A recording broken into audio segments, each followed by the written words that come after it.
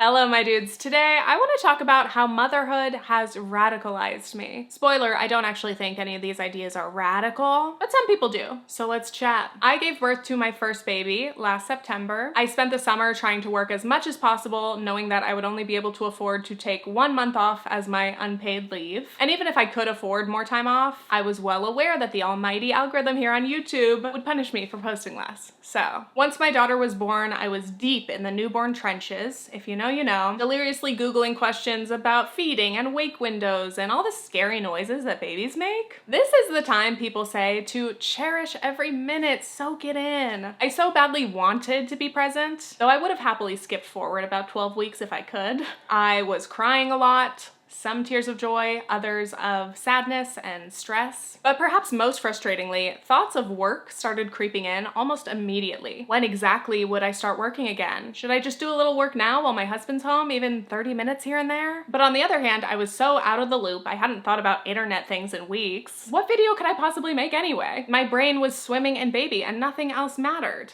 As it should be. Finally, when my daughter was about 2 months old, I sent myself a video idea. Working title: I actually want to be a stay-at-home mom, but not in a trad wife way. These were some of my notes to self. I thought I could work during her nap times, but she doesn't nap yet. Being a stay-at-home mom is a full-time job. Working from home and stay-at-home parenting is insane and impossible. Parenting requires full attention. So here we are. I'm now basically 9 months postpartum and finally ready to make this video. I'm glad that I waited because I have changed my mind and I don't actually want to be a stay-at-home mom. But what I want to discuss today is basically parental leave, because in those early months, I was like viscerally offended and disturbed to experience the lack of paid parental leave. At that time, I thought I wanted to be a stay-at-home mom because I was happy to care for my child. I wanted to be with her, but what I didn't want was to be engulfed by the impending doom of work, thinking about when I'd get back to work and how I could possibly balance it. How would I figure out the childcare? How could we afford it all? And that's not even including the hospital bills that started coming in right away. We'll save that for another video. United. It's a horrible feeling to essentially have to choose between bonding with your brand new baby and being able to pay the bills. But it's a reality that the vast majority of people in the United States experience. I'm trying not to cry so early in the video. Learning how to parent, and especially being a new mother, is so hard. But I thought at least it would be a little bit easier if this was all I had to focus on. If all I had to do every day was take care of this baby and make sure we're all safe and sound. If only I didn't have to think about work too. So throughout this time, I've been thinking a lot about the bureaucratic trifecta of parenting stress, which to me has been insufficient parental leave, healthcare, and childcare. Initially, I wanted to talk about all of them in this video, but it got way too long. So again, today I'm going to be focusing on parental leave. This language can obviously be very gendered. I'm trying to use more inclusive, neutral terminology when possible, but a lot of these specific policies refer to mothers, fathers, maternity, paternity leave. Some policies are specifically relevant to the birthing parents. So just know I do not want this to sound heteronormative. I of course support all parenting configurations, and as this paper noted, parental leave should be available to and is beneficial for parents of all genders. So in the US, our nationwide policy is the Family and Medical Leave Act, established in 1993, which provides up to 12 weeks of unpaid leave. Meaning, if you qualify, your job is protected, you can take 3 months off, but unpaid. FML is right. According to this brief by Child Trends, the United States is one of only 7 countries in the world without any kind of national paid parental leave policy. Why do we insist on being different from the rest of the world? In the worst ways. So it's basically left up to the states to decide if they want to create their own policies. And currently, 13 states and DC have comprehensive mandatory paid family leave systems. So I was digging in trying to see, okay, what states are the best and what are they offering? Apparently Oregon has the best policy. 12 weeks paid leave for a max of $15.68 per week, and the birthing parent can take an extra 2 weeks. I live in New York, which has paid leave, but as a self-employed person, I did not qualify yet. I ended up signing up for the family leave and disability insurance, but there's a 2-year waiting period. So I will get to use it if we have more kids in the future or any other qualifying life events, I guess. And then of course, companies can choose to create their own paid leave benefits, but it's not very common, and these tend to benefit the most privileged employees. From the Child Trends brief again, the majority of working parents in the US do not have access to paid parental leave through their employers. Against this backdrop, 1/4 of mothers have to return to work only 10 days after giving birth. 10 days. That is literally horrific. It is sickening. And I think this is an interesting moment politically because we've seen a conservative shift in culture, or at least seemingly, the promotion of trad wives. In terms of being further radicalized, many of us have heard that as we get older, or especially as we have kids, we have a family, you're gonna become more conservative. It's just how things go. Yeah, young people are idealistic and liberal, but you grow up and you move right. Right. And I think for many reasons, it is really easy for fear and anxiety to lead parents down that direction because having kids and being responsible for them is terrifying. But to suggest that the answers to all of these problems lie in isolationism, individualism, and taking control over your family, too much control, that's propaganda I am not falling for. To me, everything I've witnessed and especially what I've experienced since becoming a parent, again, has only strengthened and magnified my beliefs. And those are based in leftist ideals, social programs, and safety nets. Dignity for everyone, socially, environmentally, politically. We are all so much better off when we care about other people. We stand up for and with our neighbors. Again, there are so many worthy topics that I could dive into in a video each. Now, of course, you do not have to be a parent to care very deeply about all of these issues and understand them fully, but I am baffled to witness other parents who apparently do not feel more compassion and more empathy through the experience of parenthood. That genuinely does shock me. Fascinatingly, a lot of these issues seem bipartisan. Yes, it is a problem that people can't afford to take time off to bond with their babies or raise their kids. Yes, childcare is insanely expensive. Wouldn't it be great if a family could survive off of one income? But because we're in a more conservative cultural swing right now, there's major disagreement on how to fix these problems and whose responsibility it is. Do we go for individualistic solutions, pull yourself up by your bootstraps, care about your nuclear family, or do we go for more collectivist social policies? Rising tides lift all boats. But before we continue, this portion of today's video is sponsored by Nuuly. It finally happened, y'all. I have been such a big fan of Nuuly and I've used them since 2019, so to finally be sponsored is an honor. Nuuly.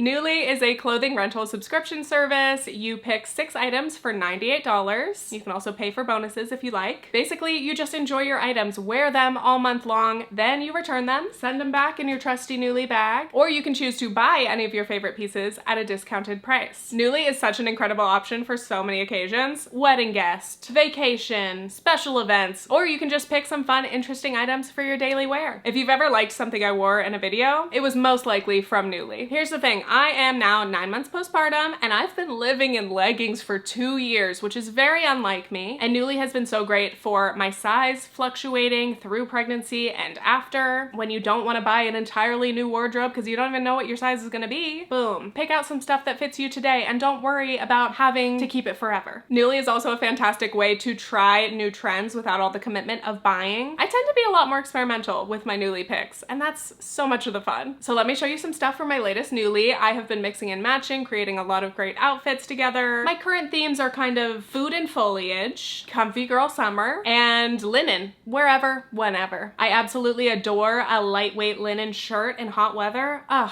flawless. And by the way, I think Maeve is my all-time favorite brand on Nuuly. I am just constantly going back to their pieces. I picked this Elton John top that I love. Fun fact, I once crashed my car while listening to Goodbye Yellow Brick Road. Not that it was his fault, but. And this outfit, I've gotten so many compliments on this strawberry shirt, and who doesn't love a cute pair of overalls? Even though I've picked a lot of like pretty casual comfy things, I feel so much more like myself wearing fun items, and that's why I love Nuuly, baby. So you can use my link in the description to check out Nuuly, and you can peek at my closet list. I've saved a lot of good items. I could not recommend Nuuly more. They're my favorite. Highly recommend. So let's get back into it. By the way, this shirt is also from Nuuly.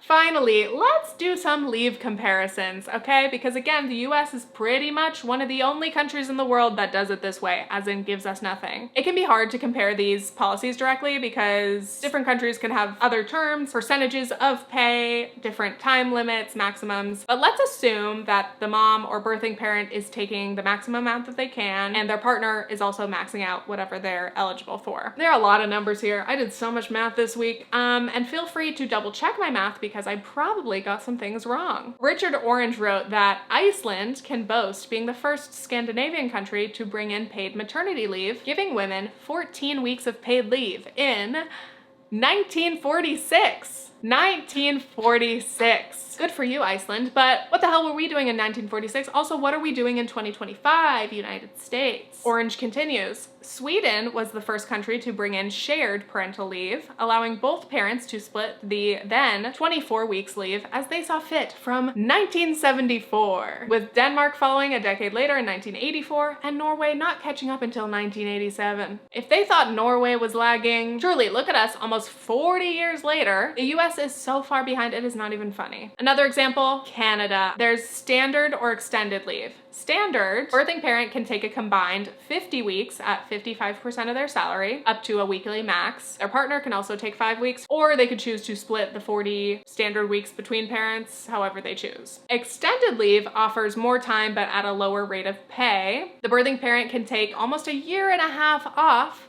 at 33% of their salary, and that still leaves 8 weeks for the other parent. Then we have Japan. Japan has maternity and paternity leave, and then beyond that, you can transition into childcare leave and take time off until your child turns 1 year old. And even beyond that, if both parents are working and there are no spots for the child in a daycare, childcare leave can be extended. Oh, take time off for your child, and then if you can't figure out your childcare situation, you can continue caring for your child.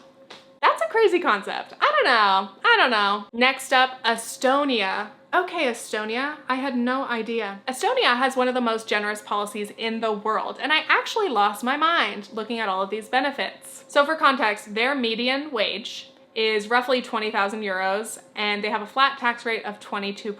Estonia offers 100 days maternity leave, with guaranteed state health insurance for all mothers, by the way, love that, plus 30 days paternity leave, plus shared parental leave, which lasts up to 475 days. So again, mothers can take a maximum of 575 days. How long is that? That's like a year and 7 months? Ish, plus paternity leave. But wait, there's more. And these family benefits are not means tested. They're for everyone. Just listen. One-time childbirth allowance, a monthly allowance for each child, extra supplements if you have triplets or more multiples, and bonus allowances for large families. And those are all stacking, baby. Can you tell that maybe Estonia is trying to encourage its population to have more kids? Can you tell that their government seems invested in that and is willing to put the money where their mouth is? Is that the phrase? And of course, as this article noted, money alone is not going to convince most people to have more kids, but some extra money absolutely does help if you do want to have more kids. And it makes having a family more feasible. Everyone's worried about lowering birth rates. Okay, at least start with this. Offer some money. Help me see how I'm gonna afford to live with my children, and then we'll see. So I come from a family of 4 kids, and I wanted to crunch some numbers. Again, do more math. Let's pretend I live in Estonia. Let's pretend all these policies existed since my oldest sibling was born. The amounts never changed. Disregard inflation, whatever. If my parents, 2 working parents, received leave payments for every birth, plus all the child allowances and bonuses, my family would have received a minimum of... Pause, I did in fact mess up the math.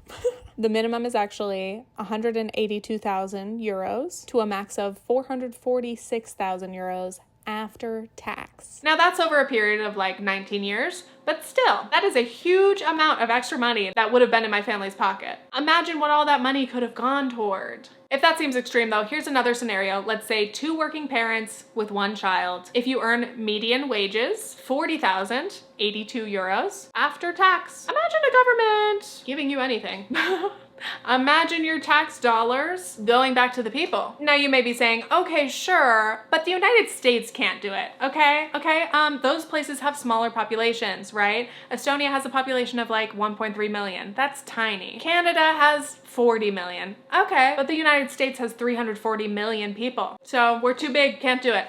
Hey, guess what? We're also one of the richest countries in the world. How many billionaires do we have? Many countries that are smaller and poorer do in fact offer paid parental leave, healthcare, childcare. It is possible And we absolutely have the money. Now, where are our tax dollars going? I want to speak to the military, please. We're just out here funding wars instead of taking care of our own people. Great. And do we get to choose? Do we get to say, hey, no, I don't want to spend my money on that actually? Okay, well, enjoy getting taxed at huge rates. Yeah, your taxes are gonna go way up. I would very happily take Estonia's flat 22% tax rate if it meant that our tax dollars were actually going back to the people. And also, we spend so much money on things like healthcare. Hey, even just your insurance premiums every month, let alone your deductibles, your out-of-pocket expenses. Yeah, I would much prefer having a slightly higher tax rate and receiving all those benefits. And I would definitely be happier to know that everybody in the country received those benefits, that everyone was taken care of.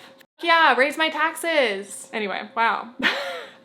It's just insane. Being in this country, being told that it's impossible, it's pie in the sky to do any of these things, to take care of people, families, kids, education, healthcare, anything, to be gaslit and told that it's impossible when literally the vast majority of the world does it. So many Americans have been brainwashed, again, by these conservative ideologies that tell us, no, the solution to all these problems is focus on the nuclear family. Don't give a about anybody else. The answer is actually pull yourself up by your bootstraps. Let's remove regulations. Let's actually lower taxes and then just take care of yourself. Boom. Anyway, actually, I'm in a great mood today because Zohran Mamdani won the fucking primary. New York City mayor. Bye, Cuomo. Bye. Obviously, we still have the general election. Still gotta win, still gotta put in a lot of work, still gotta fight against the establishment and the bullshit and all the slandering and smears that they're gonna throw his way. But we've got the people, baby. We've got volunteers. We've got, policies that actually care about working people, about making people's lives more affordable, about taking care of people. And wow, that actually gets people fired up to not only vote, but to get out there and knock on some doors. I'm thinking that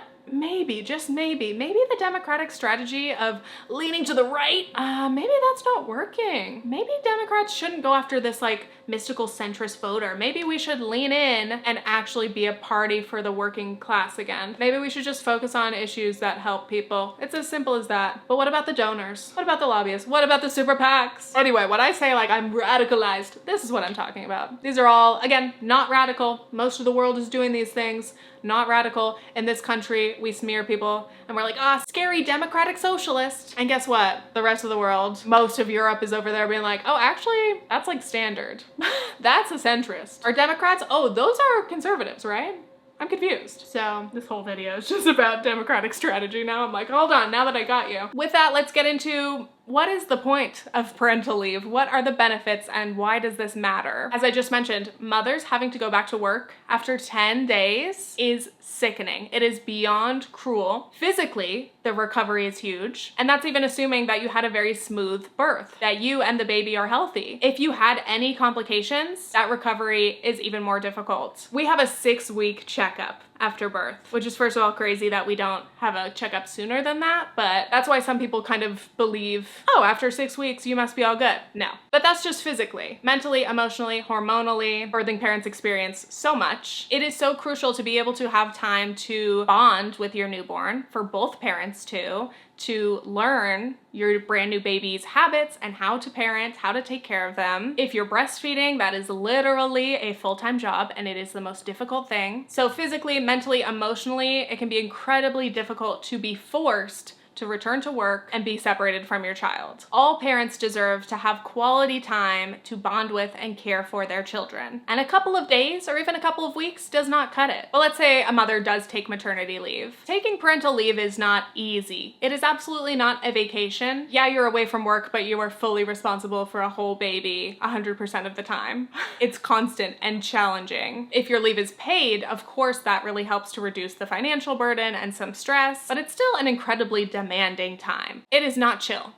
Emma Barnett wrote, there should be no guilt in saying you find maternity leave hard, that you don't enjoy every single second with your child, that it's knackering in the truest sense, that you miss alone time with your partner and with yourself, and at times you find the experience boring. Negative feelings aren't personal against your baby. It is okay to say you love them, but that you don't love your new existence yet, and that you still mourn for aspects of your old one. This is really just bringing me back to the newborn trenches, and it is incredibly emotional. There is a huge value and benefit of having both parents at home, at least for some amount of time. First, because we need all hands on deck. Newborns are being fed, changed, and going back to sleep, they're being rocked constantly. It's so easy for sleep deprivation to set in. You need 2 people, at least. But again, what happens if you have little to no parental leave? Greg Rosalsky wrote, only about a quarter of American workers, regardless of gender, have access to paid parental leave. Most new parents in America have to cobble together other leave, like vacation or sick leave, or simply take unpaid leave if they want to take time off to care for their newborn. Some parents don't even qualify for that unpaid leave, which is horrible. Others are forced to go back to work very soon because they can't afford to stay away. They need that paycheck. And honestly, especially during these economic times, that's pretty much everyone. From the Child Trends brief, access to paid parental leave is also distributed inequitably. Black and Hispanic workers are less likely to have access to it than white workers. Low-wage workers are also less likely to have it than higher-wage workers. Because paid parental leave is strongly linked to family health and economic well-being, disparities in access to parental leave may contribute to the large racial and ethnic disparities in maternal health, infant health, and poverty. The real catch-22 of having insufficient paid parental leave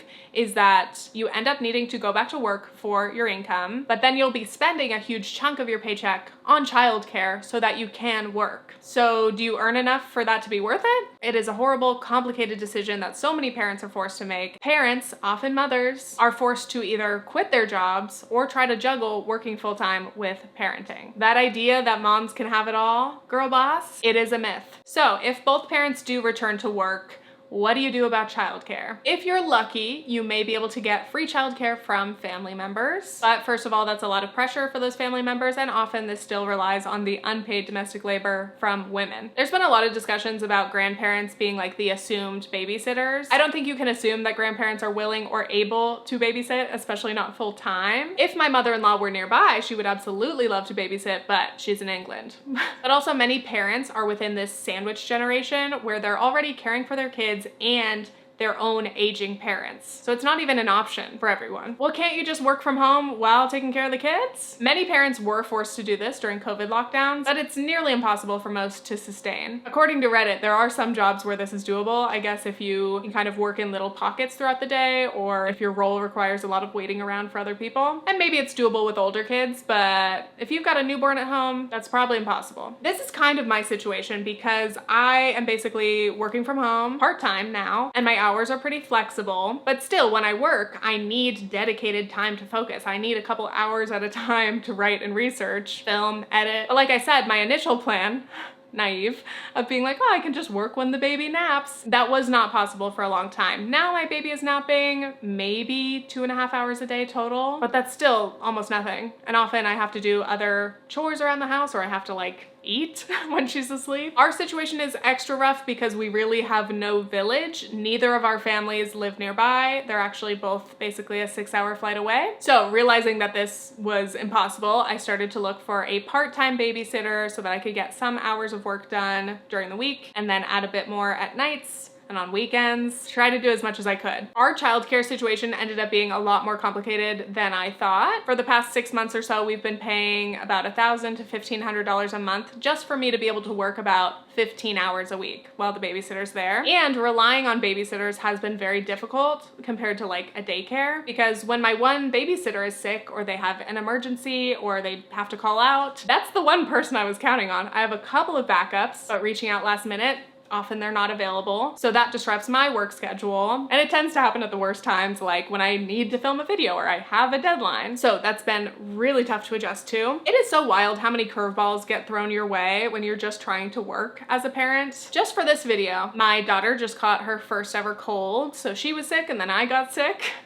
And you just never really catch a break. Anyway, as we all know, childcare, especially in the US, is insanely expensive. And it's very difficult to find. You want quality, reliable childcare, you're looking for great daycares in your area, they have long wait lists. Some people get their kid on the wait list while they're still pregnant, months before they're even born. And the actual costs tend to be close to an extra rent or mortgage payment per child. How do people afford this? I don't know. According to Pew, in 2018, the median annual cost of childcare for one child in 2022 dollars ranged from $5,300 to $17,000, depending on the age of the child. The younger, the more expensive it is, and your location. In a given county, the median cost per child was anywhere from 8% to 19% of the median household income in that county. 10 to 20% of your income to childcare per child. Losing my mind. Many families would love to have kids or love to have more kids if they didn't have to worry about affording the childcare. Of all things in the world and all the complications of making that decision, childcare should not be the deciding factor. It's so unfair that people have been put in this position. Meanwhile, Trump's like, what about a one-time payment of $5,000? Is that enough to raise a child? How much is a banana? $10? And this is again another reason that paid family leave is so beneficial, because if you as a parent are able to take 6, 12, 18 months of paid leave, you can care for your own child,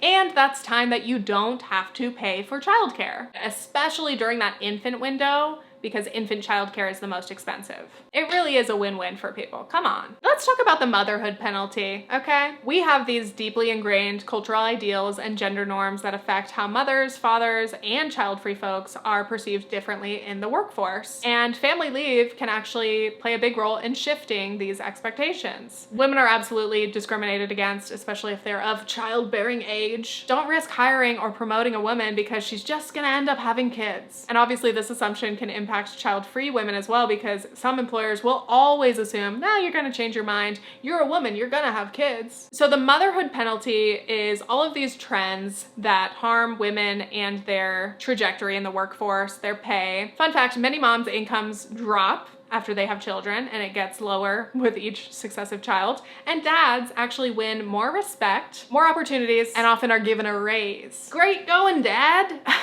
Good job, buddy. So this is one big contributor to the gender wage gap. Claire Kane Miller wrote, employers read fathers as more stable and committed to their work. They have a family to provide for, so they're less likely to be flaky. That is the opposite of how parenthood by women is interpreted by employers. The conventional story is they work less and they're more distractible when on the job. These differences persist even after controlling for factors like the hours people work, the types of jobs they choose, and the salaries of their spouses. So the disparity is not because mothers actually become less productive and fathers work harder when they become parents, but because employers expect them to. Long term, again, moms who leave the workforce to do childcare, take care of their kids, they lose years of experience, earnings, potential promotions, social security contributions, retirement contributions. Those have rippling impacts through the rest of their lives. So there's an economic disadvantage, plus an even tougher time if and when they end up trying to get back into the workforce years later. Miller continues, this bias is most extreme for the parents who can least afford it. High-income men get the biggest pay bump for having children, and low-income women pay the biggest price. This is a big reason why offering and encouraging paid parental leave for both mothers and fathers is so important. Miller wrote, in Miss Buddick's previous work, she has found that 2 policies shrink the motherhood penalty: publicly funded, high-quality childcare for babies and toddlers, and moderate-length paid parental leave.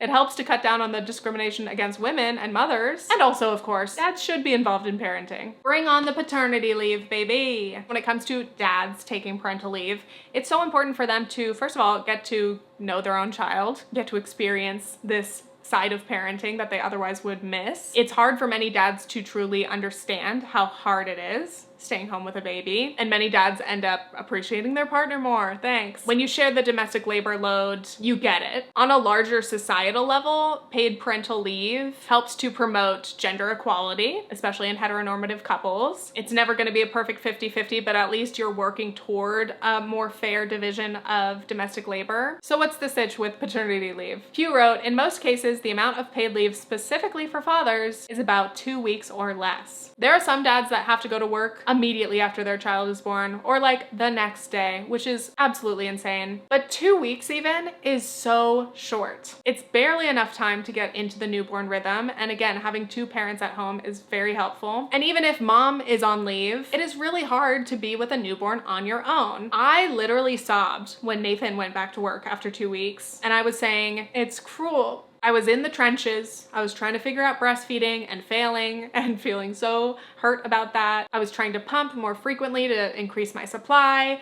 but I literally could not do it alone. Like, I would have to be chained to my pump, plugged into the wall, but my baby wanted me to hold her and I just couldn't do it at the same time. And then I just kept feeling more and more guilty that breastfeeding wasn't working out for me. Now, thank God, formula is amazing. I didn't have a stigma against it in my mind, but I had wanted to breastfeed. And so I was really upset that it wasn't happening. And then everything else, you know? Even with Nathan around, it was hard. It was hard for both of us. It was a lot, but it didn't have to be that hard. 2 weeks after the birth of the baby was way too soon for me. And I know for him as well, he didn't want to be leaving the baby. He didn't want to be going back to work so soon, but that was just how it shook out. But again, there's a cultural problem when it comes to paternity leave. If it's offered, many dads are very hesitant to take it. They worry about how that's going to impact their job. Are their coworkers going to judge them? Are their bosses going to think that they're not serious and not committed? Rozalski wrote, this is especially the case in Japan and South Korea, where despite government policies, workplace cultures often strongly discourage taking leave. Fathers often quite rationally fear that their careers will be damaged if they take time off. After all, as the research shows, the careers of many mothers have long taken a major hit. When one dad chooses not to take it or only to take a couple of days,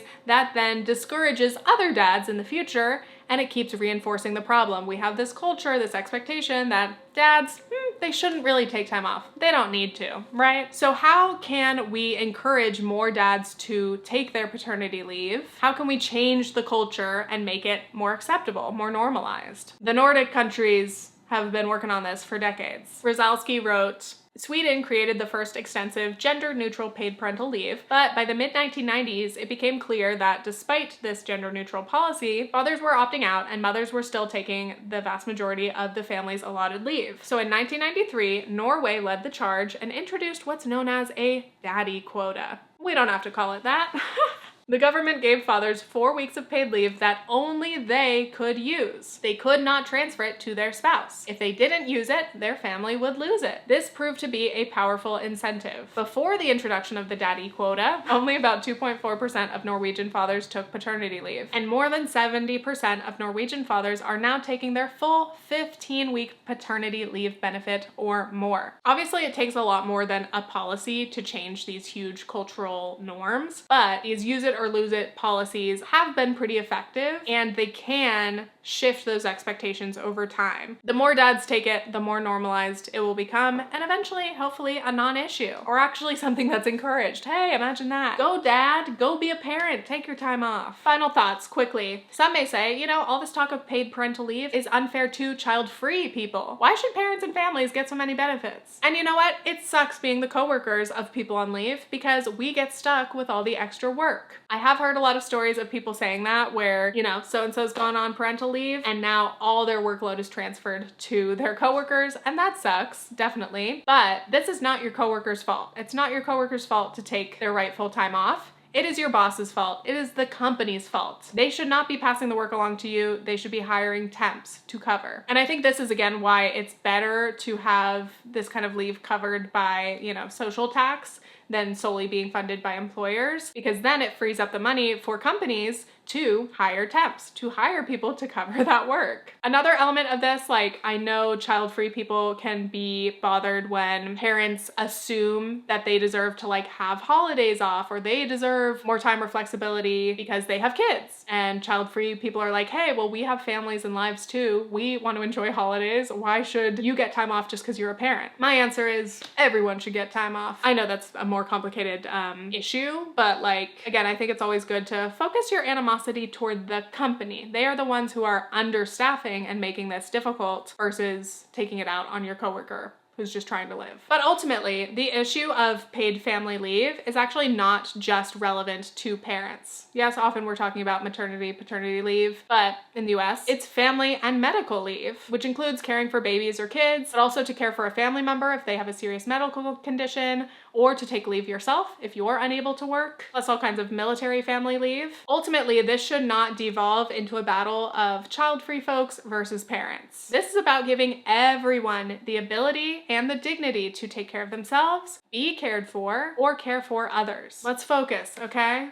The person next to you is not the enemy. Again, as I've repeated throughout this video, I just want people to have the freedom to choose what is right for themselves and their family. Like the idea of wages for housework, which has been a long time, you know, feminist idea. There's all this domestic labor. It's all unpaid. Most of it lands on the shoulders of women. In situations like parental leave or childcare leave, we are paying people, parents, for that domestic labor. I think that's a great thing. Some would argue that it's kind of a dangerous precedent because it could encourage many women to leave the workforce. There's a concern that rather than this being an issue of choice or freedom, it's actually a trap for women. It's a trap that's gonna force women out of the workforce and encourage tradwifery, and it's a dangerous conservative slope. And I disagree with that. I think as long as there is a feasible, truly sustainable route on either side, I think both parents should have the choice. Mothers, fathers, anyone. They should have the choice to either continue working, put the kids in childcare, or potentially be a stay-at-home parent and be paid for that domestic labor. We pay childcare workers